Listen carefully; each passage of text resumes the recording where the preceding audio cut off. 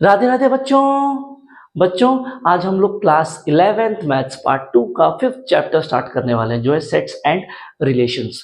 तो ये चैप्टर पढ़ने के पहले आपको पता होना चाहिए कि ये चैप्टर का इंपॉर्टेंस क्या है। तो अगर इसका इंपॉर्टेंस समझे बच्चों तो ये चैप्टर का नाम है सेट्स एंड रिलेशन। तो इसी के अंदर हम लोग सेट पढ़ने वाले हैं और सेट समझने के बाद हम लोग सेट से ही डिफाइन करेंगे रिलेशन। और जब हम लोग रिलेशंस को समझ लेंगे तो हम लोग देखेंगे रिलेशन से फंक्शन निकल रहा है और फंक्शन कैलकुलस का बहुत इंपॉर्टेंट पार्ट है। और जैसे ही फंक्शन समझ लेंगे फंक्शन से हम लोग जाएंगे लिमिट्स पे और लिमिट्स को पढ़ने के बाद लिमिट्स को सॉल्व करने के बाद लिमिट से हम निकालेंगे कंटिन्यूटी को और जैसे ही कंटिन्यूटी को पढ़ लेंगे उसके बाद हम डिफाइन करेंगे डेरिवेटिव और डेरिवेटिव के डेफिनेशन तक का जो भी जर्नी है सेट से डेरिवेटिव तक ये आपका 11th स्टैंडर्ड में आएगा। और जैसे ही आप डेरिवेटिव को डिफाइन करके 12th स्टैंडर्ड में जाओगे ना बच्चों तो 12th स्टैंडर्ड के मैथ्स पार्ट 2 का पहला ही चैप्टर है डेरिवेटिव।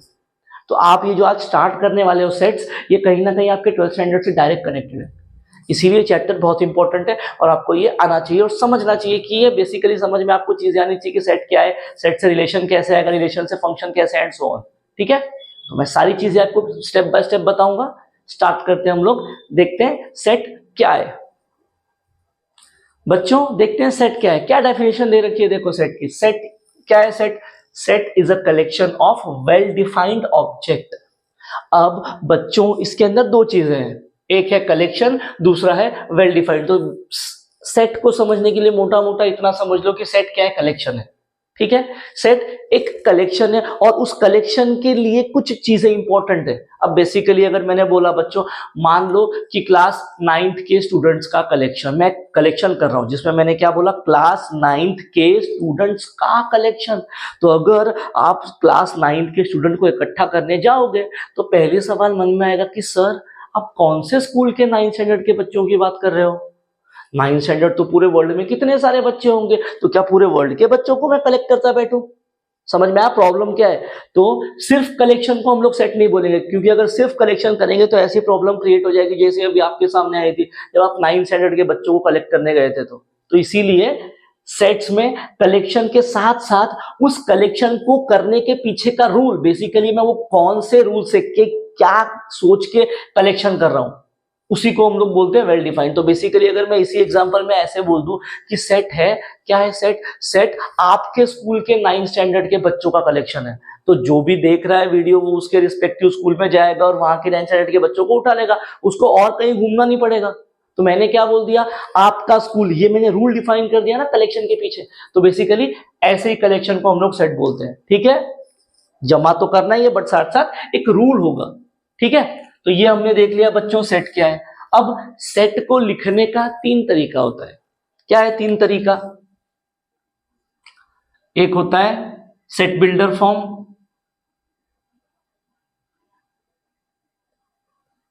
और इसी को या तो हम लोग बोलते हैं रूल मेथड। दूसरा होता है हमारे पास रोस्टर फॉर्म, या तो फिर इसको लिस्टिंग मेथड भी बोलते हैं। तीसरा होता है वेन डायग्राम।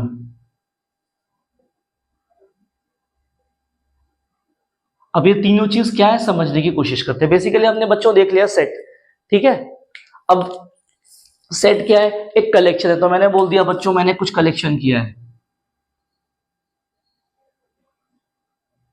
ये कलेक्शन किया। ठीक है, अब इस कलेक्शन को मैं सेट कब बोलूंगा? जब इसको एक अच्छे खास तरीके से लिख लूं। तो बेसिकली सेट को लिखने के लिए जो भी मैंने कलेक्शन किया है उसको कर्ली ब्रैकेट में डालना पड़ता है एक, और वो जो भी चीज बनती है उसको एक नाम देना पड़ता है। जो नाम क्या होगा? ए से लेके जेड तक के कोई भी लेटर दे दो। मैंने बोल दिया ए। ठीक है, तो ये मेरे पास हो गया सेट ए। ये जो कलेक्शन किया था मैंने इसको अब मैं बोल दूंगा सेट ए। कब बोलूंगा उस कलेक्शन को? जब उसको मैं कर्ली ब्रैकेट में लिख के उसको एक नाम दे दूंगा। और नाम लिखने के पहले, नाम लिखने का क्राइटेरिया क्या है? ए से लेके जेड तक के कैपिटल लेटर्स चाहिए। ठीक है, अब ये कलेक्शन देखो बच्चों, ये कलेक्शन मैंने क्या किया, जिन एलिमेंट्स को कलेक्ट किया था उनको डायरेक्ट लिख दिया मैंने, बराबर ना। 2 4 6 8 ये मैंने कलेक्शन किया, कुछ ना कुछ रूल होगा, मुझे रूल नहीं पता क्या है उसको कलेक्ट करने के पीछे का, बस जो मैंने एलिमेंट को कलेक्ट किया मैंने उसको डायरेक्ट लिख दिया। तो जब मैं डायरेक्ट लिखूंगा ना उसको हम लोग बोलते हैं रोस्टर फॉर्म या लिस्टिंग मेथड। इसमें हम लोग क्या करते हैं, इस वाली मेथड में हम लोग जिस भी एलिमेंट्स को जो भी कलेक्ट किया है हम लोग डायरेक्ट कलेक्शन के एलिमेंट्स को लिख देते हैं, ठीक है। अब उसके ऊपर दे रखा है सेट बिल्डर या रूल मेथड, यहाँ पे तो सीधा सीधा मतलब समझ में आ रहा है रूल मेथड। अब यहाँ पे क्या हो जाएगा रूल मेथड में, कलेक्शन करने के पीछे जो मेरा दिमाग लगा है, जो मैंने रूल यूज किया है, जो मेरी कंडीशन है कलेक्शन करने के पीछे, मैं उसको डायरेक्ट लिखता हूं, उसको हम लोग बोलेंगे रोस्टर फॉर्म या सॉरी सेट बिल्डर फॉर्म या रूल मेथड। क्या मतलब है, अभी जो सेट ए है इसी को ऐसे भी लिख सकता हूं, देखो x such that x is multiple of 2 up to 10 and x belongs to natural number, ये लिख दिया। अब यहां पे मैंने क्या किया बच्चों, ये जो कलेक्शन में कर रहा हूं उस कलेक्शन के पीछे का मैंने रूल दिया, मैंने बोला x क्या है मल्टीपल ऑफ 2 up to 10, देखो multiple of 2, 2 1 2, 2 2 4, 2 3 6, 2 4 8, 2 5 10, multiple of 2 up to 10 और x एक नेचुरल नंबर है। अभी नेचुरल नंबर ने मुझे क्या बोला, स्टार्टिंग 1 से ही होगी, उसके पहले नहीं आएगा, तो ये मैंने रूल दे दिया। तो जब मैं सेट को है इस तरीके से लिखूंगा हम लोग उसको बोलेंगे सेट बिल्डर मेथड या रूल मेथड। अब इसको पहचानना कैसे, जिसमें बच्चों ये लाइन आ जाएगी ना, ये x सच दैट, उसको हम लोग डायरेक्ट बोल देंगे वो रूल मेथड है या सेट बिल्डर मेथड है, और जिसमें एलिमेंट डायरेक्ट लिखे होंगे उसको हम लोग बोल देंगे ये रोस्टर फॉर्म या लिस्टिंग मेथड है। इसको हम लोग और डिटेल में जब सम सॉल्व करेंगे तब करेंगे, ठीक है। अब तीसरा तरीका होता है बच्चों हमारे पास वेन डायग्राम। अब वेन डायग्राम क्या है भाई साहब, ये जो सेट के एलिमेंट को आपने कर्ली ब्रैकेट में लिखा है ना, इसी को आप अपने मर्जी का डायग्राम बना के भी लिख सकते हो, उसी को हम लोग बोलते हैं वेन डायग्राम। बेसिकली अगर मैंने बोला मुझे ट्रायंगल पसंद है, तो ये ट्रायंगल बनाया, इस ट्रायंगल के अंदर नाम लिख दो, 2 4 6 8 10, हो गया क्या, 8 बाकी है, 2 4 6 बराबर हो गया। ट्रायंगल बनाया, एलिमेंट लिख दिया और ट्रायंगल के बाहर ये लिख दिया ए। अब ये जो ट्रायंगल ए है ये सेट ए को रिप्रेजेंट कर रहा है, तो किसी भी सेट को हम लोग डायग्रामेटिकली रिप्रेजेंट कर सकते हैं और उसी को हम लोग बोलते हैं वेन डायग्राम। तो ये था बच्चों सेट के बारे में इंफॉर्मेशन। अब थोड़ी बहुत और चीजें सेट के बारे में समझ लो। सपोज आप सेट में लिख रहे हो, कोई एलिमेंट या कुछ कलेक्शन आप डाल रहे हो, तो आपको एक बात याद रखनी है कि सेट के अंदर कोई एलिमेंट अगर एक बार लिख गया तो वो एक ही बार लिखेगा, उसको आप बार बार मतलब सेट के अंदर आप एलिमेंट्स को रिपीट नहीं कर सकते हो। तो अगर 2 एक बार आ गया, भले ही आपके कलेक्शन में 2 चाहे 10 बार भी आए, आप उसको एक ही बार लिखोगे, ठीक है। तो सेट में एलिमेंट आप रिपीट नहीं कर सकते हो। और दूसरी बात, अब जैसे मैंने ये कलेक्शन में 2 को पहले लिखा है, भाई किसी को नहीं पसंद 2 को फर्स्ट, आप आखिरी में लिखो, प्रॉब्लम नहीं है। क्या बोल रहा हूं, सेट के अंदर ऑर्डर को वैल्यू नहीं है, आप कोई भी एलिमेंट को आगे पीछे करके कहीं भी लिख सकते हो, बट शर्त यह है कि आप उनके बीच में कॉमा लिखोगे, ठीक है। तो ये कुछ कंडीशन है एलिमेंट्स को लिखने के लिए, ठीक है। ये बच्चों हमारा सेट था, सेट का डेफिनेशन देखा और उसको लिखने का 3 तरीका देखा। अब हम लोग देखते हैं बच्चों what are the different types of sets. अलग अलग टाइप के सेट्स क्या है देखते हैं, चलो बच्चों देखते हैं टाइप्स ऑफ सेट क्या। अब टाइप्स ऑफ सेट में सबसे पहला क्या लिखा है, एम्प्टी सेट। एम्प्टी का मतलब होता है खाली। तो बच्चों ऐसा सेट जिसके अंदर कोई एलिमेंट ही नहीं है, ऐसे मैंने लिख दिया set A is equals to curly bracket में कोई एलिमेंट नहीं है, इसको कहेंगे हम लोग एम्प्टी सेट। इसको लिखने का इसका नोटेशन है, नोटेशन कुछ ऐसा है, 0 बनाओ ऊपर डंडी मार दो, ये है इसका नोटेशन। तो बच्चों एम्प्टी सेट क्या है, basically empty set is a set which does not contain any element. ऐसा सेट जिसमें कोई भी एलिमेंट नहीं है उसको बोलेंगे एम्प्टी सेट। उसके बाद आया सिंगलटन सेट। अब सिंगलटन सेट का मतलब क्या है बच्चों, ऐसा सेट जिसके अंदर सिर्फ एक ही एलिमेंट है। मैंने बोल दिया भाई कोई सेट बी है हमारे पास जिसमें मैंने बोला सिर्फ यही है, एक ही एलिमेंट है, ऐसा एलिमेंट जिसमें सिर्फ एक एलिमेंट है उसको हम लोग कहेंगे सिंगलटन सेट, ठीक है। अब जैसे सिंगलटन सेट दिखा उसके बाद आया फाइनाइट सेट। फाइनाइट नाम में ही मतलब है, फाइनाइट का मतलब क्या होता है, ऐसा जिसको आप गिन सकते हो। तो ऐसा सेट जिसके एलिमेंट को वी कैन काउंट, हम लोग ऐसे सेट को बोलेंगे फाइनाइट सेट। तो मैंने बोला भाई कोई सेट है मेरे पास जिसके अंदर ऐसे एलिमेंट है, जरा बच्चों गिनना कितने, 5 एलिमेंट है क्या, जरा देखो 5 एलिमेंट दिख रहा है क्या, 5 है, 4 ही एलिमेंट है, देखो ध्यान से 1 2 3 4, गिनो एलिमेंट, 4 एलिमेंट है। तो इसमें कितने एलिमेंट है, 4 एलिमेंट है, मैं गिन सकता हूं, तो उसको बोलेंगे हम लोग फाइनाइट सेट। ऐसे सेट जिसके एलिमेंट को we can count, we call that set as finite set, ठीक है बच्चों, समझ में आ गया ये। अब फाइनाइट का उल्टा इनफाइनाइट, ऐसे सेट जिसके एलिमेंट को भी कैन नॉट काउंट। क्या हो जाएगा, मैंने बोल दिया कोई सेट है डी, डिफाइन कर दिया ऐसे। ध्यान से देखो, ये तो अप टू इंफिनिटी जा रहा है, तो इस सेट के एलिमेंट को भी can not count, therefore this set D is called as an infinite set. खत्म हो गया, ठीक है। अब मोस्ट इंपॉर्टेंट चीज आई है बच्चों सामने, this is called as subset. अब ये क्या है समझना, मैं दो सेट आपके सामने लिख रहा हूं।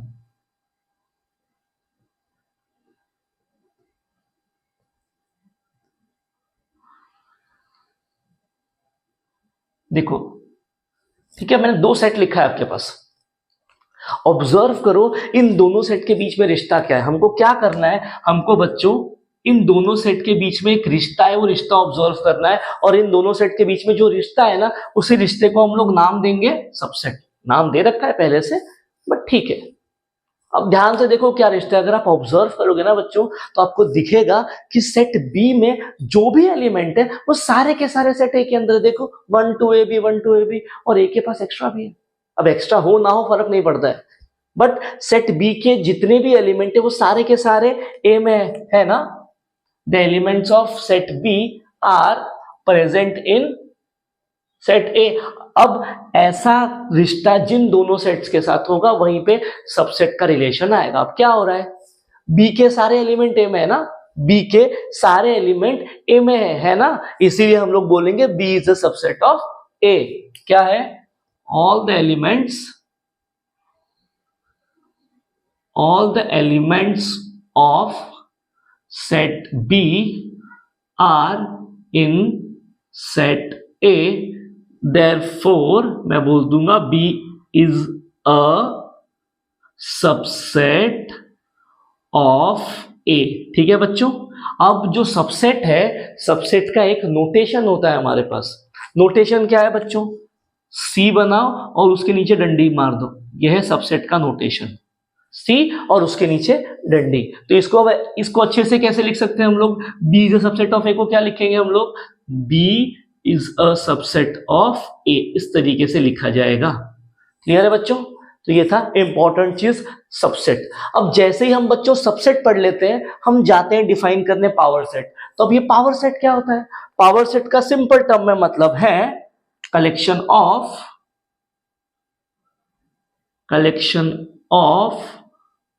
ऑल द सबसेट्स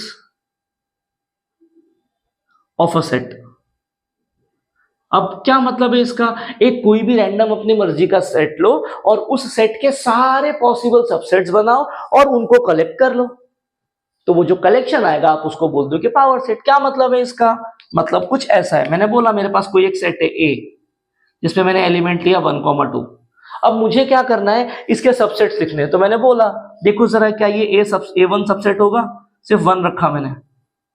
अब डेफिनेशन क्या है सबसेट की, अगर एक सेट का सारा एलिमेंट दूसरे वाले में है, देखो सेट A1 में एक ही एलिमेंट है 1 और ये 1 ऑलरेडी A के अंदर है, तो हम लोग क्या बोल देंगे, A1 A का सबसेट है। हाँ भाई, कंडीशन सेटिस्फाई हो गई। अब अगर मैं ऐसे लिख दूं, तो मैंने लिखा A2, इसके अंदर सिर्फ यही एलिमेंट लिखा 2। अब ध्यान से देखो, ये जो A2 है हमारे पास, A2 में एक ही एलिमेंट है 2 और वो ऑलरेडी सेट A के अंदर है, मतलब A2 is a subset of A, बोल दिया। अब दो सबसेट्स तो हमने लिख दिए, ठीक है बच्चों। अब आपको यहां से दो रूल या दो चीजें याद रखनी है, क्या है वो लिख रहा हूं साइड में, देखना। Empty set is a subset of all set.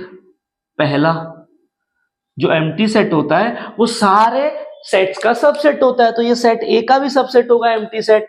तो ये जो सेट ए है इसका तीसरा सबसेट आ जाएगा मेरे पास एम्प्टी सेट, यानी कि 5। ठीक है, ये लिखा।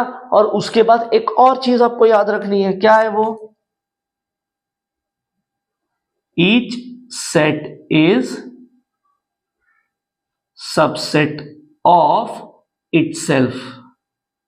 क्या मतलब है इसका, इसका मतलब है कि हर एक सेट अपने आप का सबसेट होता है। इसका मतलब ये ए खुद का भी सबसेट होगा। तो एक नया सबसेट मैंने डिफाइन कर दिया A4, जो है खुद ए।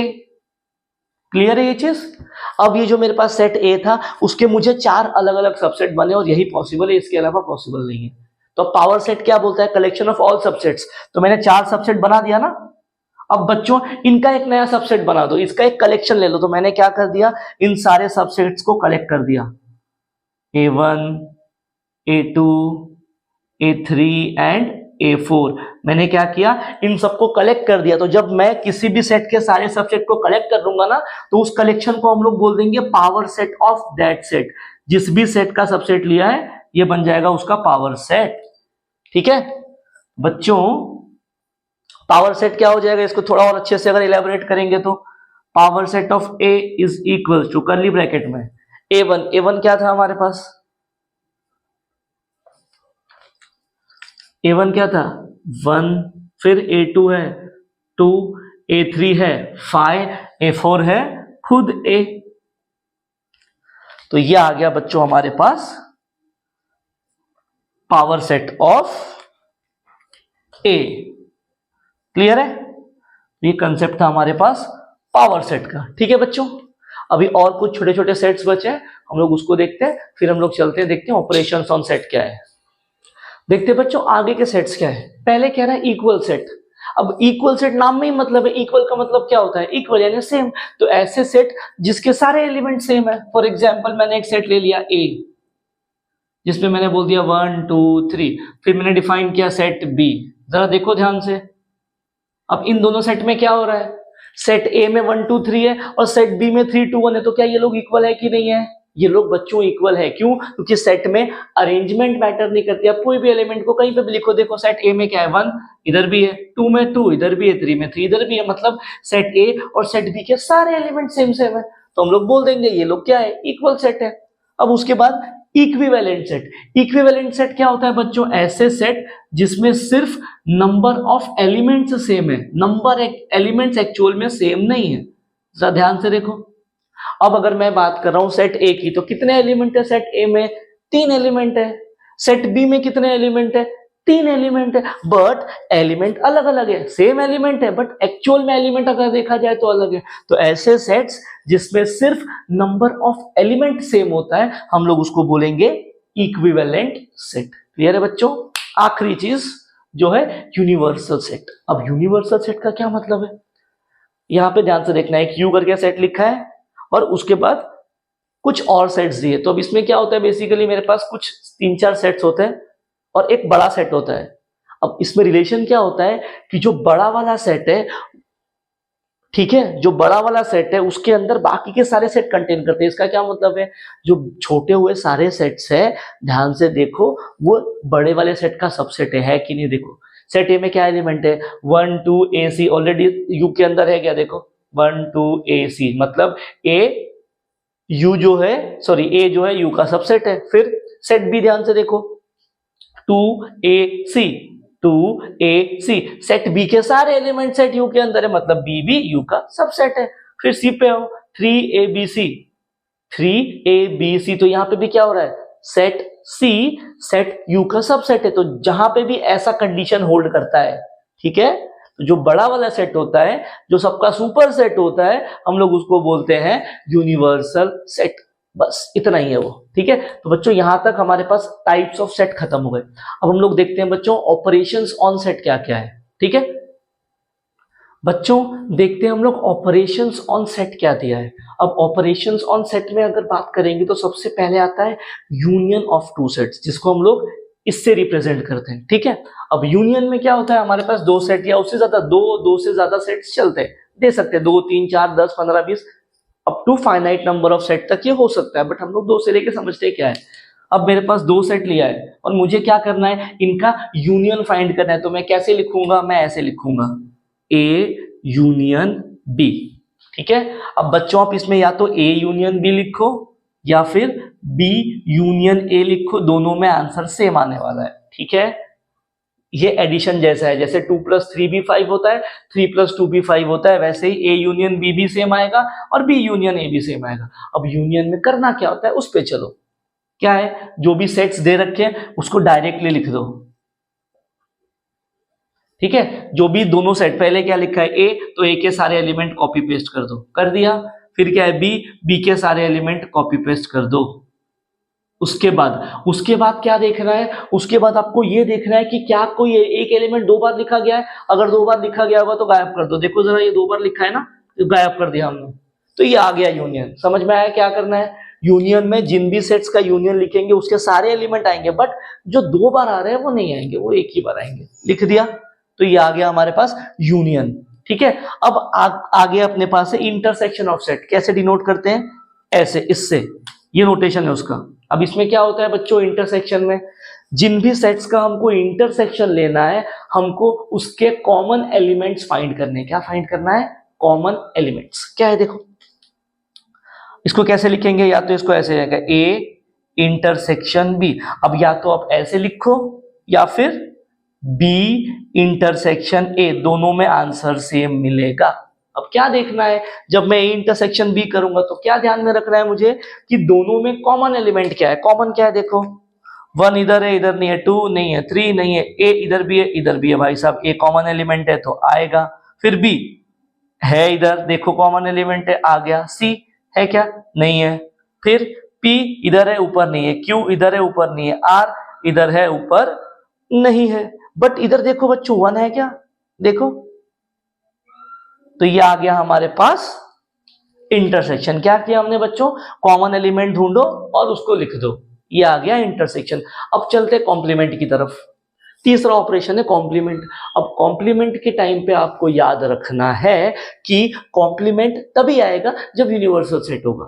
तो यूनिवर्सल सेट के जब दिया होगा तभी हमारे पास हम कॉम्प्लीमेंट किसी भी सेट का फाइंड कर सकते हैं। कॉम्प्लीमेंट में क्या है देखो, मेरे पास एक यूनिवर्सल सेट दिया है, एक सेट ए दिया है, एक सेट बी दिया है, बराबर। अब अगर मुझे सेट ए का कॉम्प्लीमेंट क्या फाइंड करना है, मुझे क्या फाइंड करना है?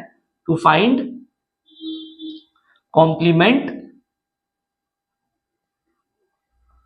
Of set A. बच्चों, हमको सेट ए का कॉम्प्लीमेंट फाइंड करना है, तो उसको मैं डिनोट कैसे करूंगा? ऐसे डिनोट करूंगा, ए लिखा, उसके ऊपर डंडी मार दिया, तो ए के ऊपर डंडी को हम लोग बोलेंगे ए कॉम्प्लीमेंट।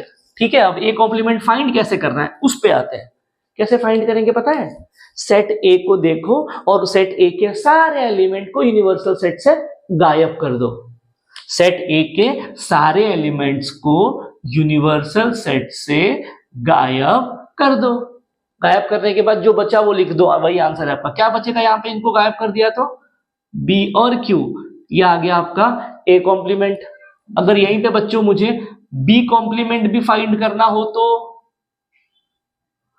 बी कॉम्प्लीमेंट क्या आ जाएगा? बी के ऊपर डंडी, बराबर। इसमें भी वही तरीका। क्या तरीका है बच्चों?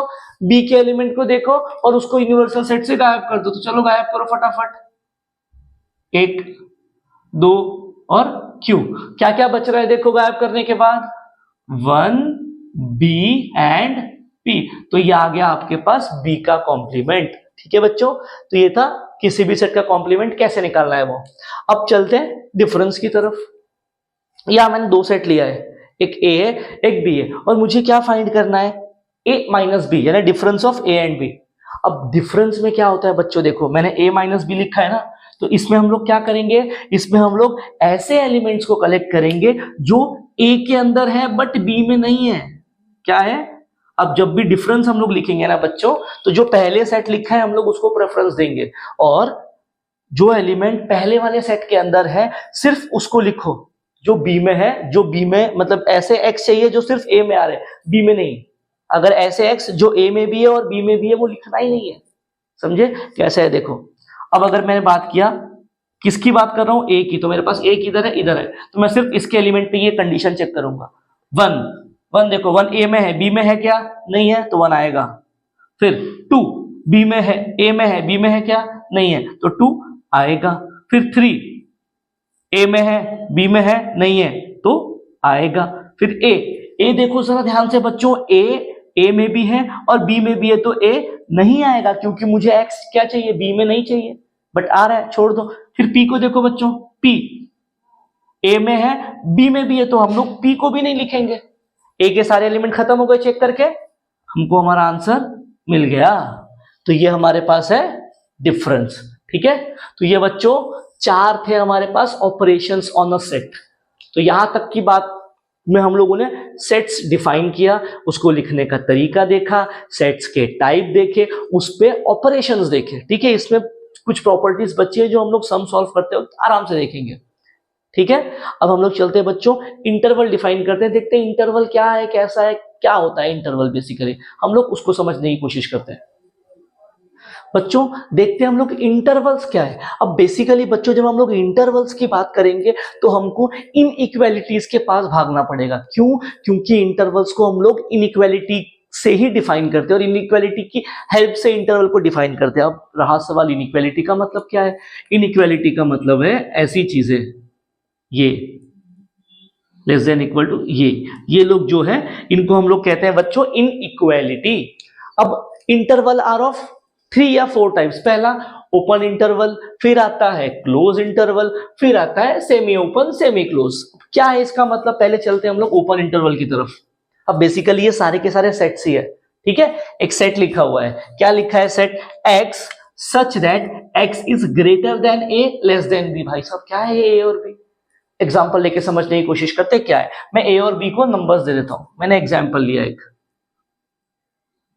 x such that x is greater then 1 less then 2, simple example. अब इसको समझो क्या लिखा है, x such that x is greater then 1 less then 2। ये एक इनइक्वालिटी और यही एक इंटरवल है, ओपन इंटरवल। कैसे, ये क्या बोल रहा है पहले तो वो समझो। x है मेरे पास, x क्या है, 1 से बड़ा है, x 2 से छोटा है। तो अगर मैंने नंबर लाइन लिया और उस पे ये एंड पॉइंट्स को लिखा बराबर। अब ये भाई साहब क्या कह रहे हैं मुझसे, ये भाई साहब मुझे कह रहे हैं कि x ऐसा नंबर है, ऐसे नंबर्स का कलेक्शन है जो 1 से बड़े हैं। तो बच्चों अगर मैं ऐसा बोलूं आपको, एक सेकेंड, अब बच्चों अगर मैं आपको ऐसा बोलूं कि x जो है 1 से बड़ा है, 1 से बड़े नंबर कहां आएंगे, ये राइट साइड पे जाएंगे क्या, ये सारे नंबर्स इस लाइन के ऊपर देखो, इधर 1 से बड़े नंबर। ठीक है, फिर ये क्या कह रहा है, x लेस देन 2। x कैसा है बच्चों, 2 से छोटा है।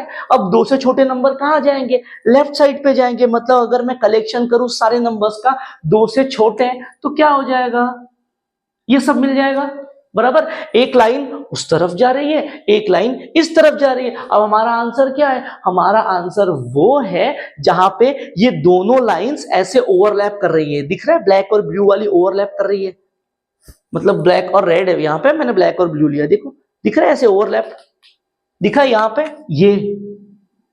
तो जो ओवरलैप वाला रीजन है ना बच्चों, वही आपका आंसर है। अब ये क्या है देखो, 1 से लेके 2 तक के सारे एलिमेंट्स है क्या।